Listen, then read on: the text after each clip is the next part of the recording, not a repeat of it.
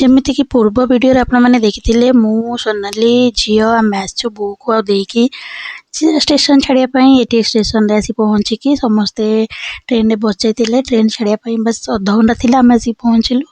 ଆଉ ଏବେ ମୋ ଝିଅକୁ ଦେଖନ୍ତୁ, ମୋ ଝିଅର ମନ ଦୁଃଖ କାହିଁକିନା ଆଈ ପଳେଇ ଯାଉଛନ୍ତି। ବହୁତ ଦିନ ହେଇଗଲା, ପ୍ରାୟ 3-4 ମାସ ହେଇଗଲାଣି ମୋ ବୋଉ ଥିଲା ଏଇଠି। ଆମର ଜଣେ ପୁରୁଣା ସାଙ୍ଗ ଜଣେ ଦେଖାଗଲା, ସିଏ ବି ଗାଁକୁ ଯାଉଥିଲେ, ତ ତା ସହିତ ଟିକେ କଥା ହେଇକି ସେମାନଙ୍କୁ ଛାଡ଼ି ଦେଇକି ମୁଁ ଆସିକି ପହଞ୍ଚିଗଲି ସାଙ୍ଗ ଘରେ। ଆଉ ବହୁତ ଜୋରେ ଭୋକ ଲାଗୁଥିଲା, ଯେହେତୁ ଆମେ ଭୋର 5ଟାରୁ ବାହାରିକି ଆସିଥିଲୁ।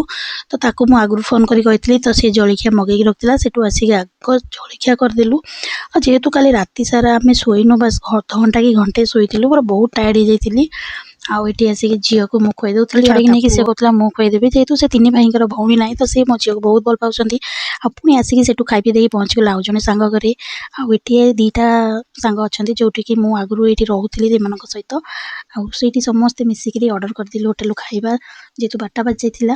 ଆଉ ଭୋକ ବି ଲାଗୁଥିଲା ଟିକେ ଟିକେ। ତ ସମସ୍ତେ ବହୁତ ଦିନ, ପ୍ରାୟ 1 ବର୍ଷ ପରେ ଆଜି ଆମେ ଏଇଠି, ଆମର ଗୋଟେ ହୋଟେଲ ଅଛି ଯେଉଁଠିକି ଆମେ ରେଗୁଲାର ଏଇଠି ଆସିଲେ ଖାଉ। ତ ସେଇଠି ଛୁଆଙ୍କୁ ନେଇକି ତ ଯାଇ ହେବନି, ଆଉ ଛୁଆ ସେଠି ଶାନ୍ତିରେ ଖୁଆଇଦେବେନି, ସେଥିପାଇଁ ଆମେ ଘରକୁ ମଗେଇଦେଲୁ। ଆଉ ଘରେ ସମସ୍ତେ ଖାଇ ପିଇକିନା ଆଉ ମୁଁ ସନ୍ଧ୍ୟାବେଳକୁ ଆମେ ଘରକୁ ପଳେଇଦେଲୁ, କାହିଁକିନା ଯେହେତୁ କାଲି ଆମର ଘର ଖାଲି କରିବାର ଥିଲା।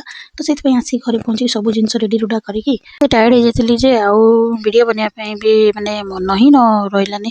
ତ ସେଥିପାଇଁ କି ଆସିକି ସକାଳେ ହିଁ ଆମେ ଘର ଖାଲି କରିସାରିଲା ପରେ ହିଁ ଗୋଟେ କ୍ଲିପ୍ ନେଇଯାଇଛି, ଯେଉଁଟାକି ଆମେ ଅଲରେଡ଼ି ଘର ଖାଲି କରିକି ନୂଆ ଘରକୁ ପଳେଇ ଆସିଥିଲୁ। ଆଉ ଜିନିଷପତ୍ର ସବୁ ଏମିତି ବାହାରେ ଥୁଆ ହେଇଥିଲା।